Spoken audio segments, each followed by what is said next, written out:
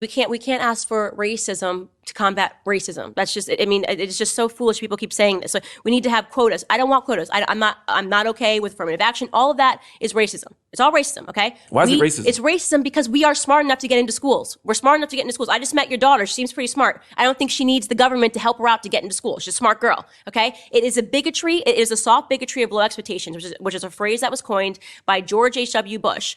When you are saying to someone, George W. Bush, yeah, correct. When you are saying to someone, we have to do this so you can get into school, what you are saying to a black person is you're not smart enough to get into the school by yourself. No, that's not what they're saying at all. That is what you're saying. No, what they're saying is that there's a pattern of discrimination and a lack of access. Just make it merit-based. Don't even put your color when you apply for school. That's not discrimination. It means you didn't get in because you did the best. Yeah, if everything were facially neutral, I'd be fine with that. Yeah, that's what I'm asking for. Yeah. That is the answer. No racism, no discrimination. If it were facially neutral, but yes. But underneath it were contextually neutral, I'd be fine with that. If everybody had the same chance. Mm-hmm. For example, if all of us in this room, right? There's a guy over there who's 7 feet tall. She's a very tall staff. There's a guy who's 7 feet tall, and we try out for the NBA together. He has a better shot than I do. Yeah. Because he's 7 feet tall. Correct. And he might be better at basketball than me. That's correct. I'm cool with that, right? Because we're being measured by the same thing, right? The rules are public, the goals are clear, the playing field is level. The referees are honest, right? I'm cool with that. Mm-hmm. The problem is when it comes to life, it doesn't work that way. How does it not work that way? So explain to me how affirmative action doesn't work that way. Kids being actually they're discriminated in favor of to get into schools. I can give you a couple examples. One, the metrics we use to get people into school, particularly the SAT. SAT is a terrible predictor of how well you'll do in college. It'll ask you to complete a logical syllogism. It'll ask you to make a leap in logic, right? To make some kind of interpretation of a text. And if I don't understand a few of the words that are referenced in the text, not because it's on my grade level and I missed it, not because I'm not smart enough, but because this is a sort of fairly normal middle class thing to know, and this is not a fairly normal working class thing to know, then I'm not actually measuring my ability to answer the question. Well, the problem is that if you can't answer the question, though, and then you're put into a school, not because you knew the answers to the question, but because of your skin color, you are likely to drop out of that school. Yeah, but the data doesn't show that. It does show that, actually. No. It specifically shows that. Yes, it does. And I'm going to push back on this because I actually just read this in Thomas Sowell's book. It exactly shows that. And this is why Clarence Thomas... Wait, it shows what? It shows that black kids, when they are mismatched in schools, because they are accepting affirmative action policies and putting them into schools where they get that they are if you're saying people who are mismatched for schools don't stay, I'm not disputing that point. And they actually end up being at the bottom of their class. It's actually bad for black people. Affirmative action has harmed black people because here's the problem, and I'm going to tell you exactly what happened. So Thomas Sowell was an adjunct professor at Cornell University, and he was teaching, and he learned that something like 25% of all of the black kids were on academic probation. So he went to go investigate. Why are all the black kids on academic probation?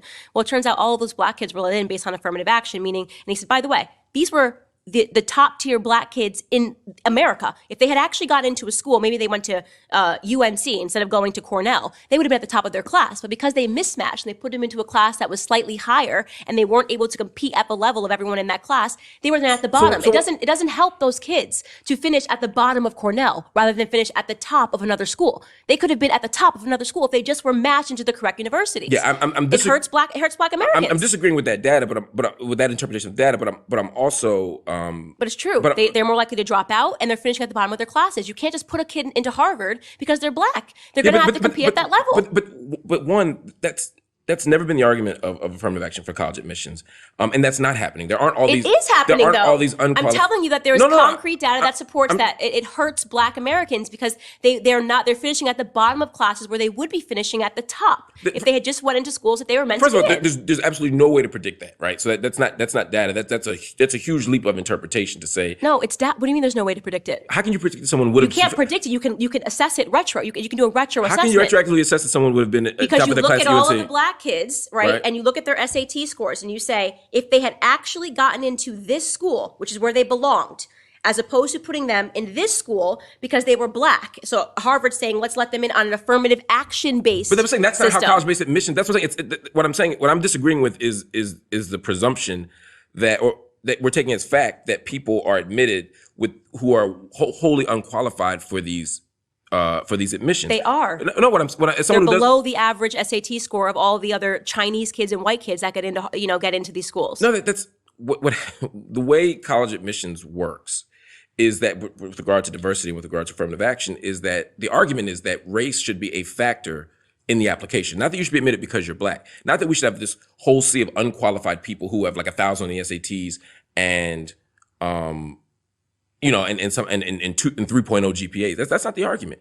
If that were the argument, I would agree with you, because when there are situations where people are mismatched that dramatically, you're right, they don't do well. That's what I'm saying. I was never disputing that point. What I'm disputing is the idea that is the framework for how affirmative action works, or how we've ever wanted it to work within universities. The idea here is that, one, we believe that diversity is an institutional benefit, that we all benefit when schools are more diverse, not just black people because we got into Harvard, but white people for having black people there, and vice versa, right? So you're against HBCUs? No, I'm not against HBCUs. That's weird.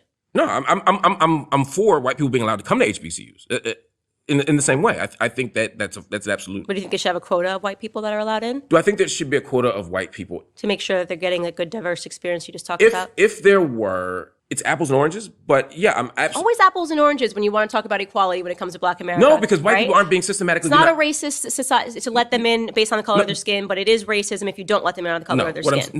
What I'm saying is that if there were a history of white people being denied access to Howard or Morehouse or Spelman, then I'd say, yes, we absolutely need a quota of white people because they deserve to be there, right? But the fact is, there aren't a line of white people trying to get Would you be okay if there was, just an all-white school? There were a white school that had very few black people, but the black people were allowed to go. Yeah. Yeah, I'm saying we do. They call them Yale, Harvard, and Princeton. That's my point. No, but they have quotas. They don't have quotas. What they have is what they do is they consider race as a factor in admission. And I'm saying similarly, yes, I absolutely think it's okay. That's racist. No, I'm saying it's racist to consider race. Yeah. So that's race. That's literally like the definition. No, it's not the definition. Yeah, Considering race is not the definition of racism. If you're making a decision, right, based on this color of somebody's skin, that is racism.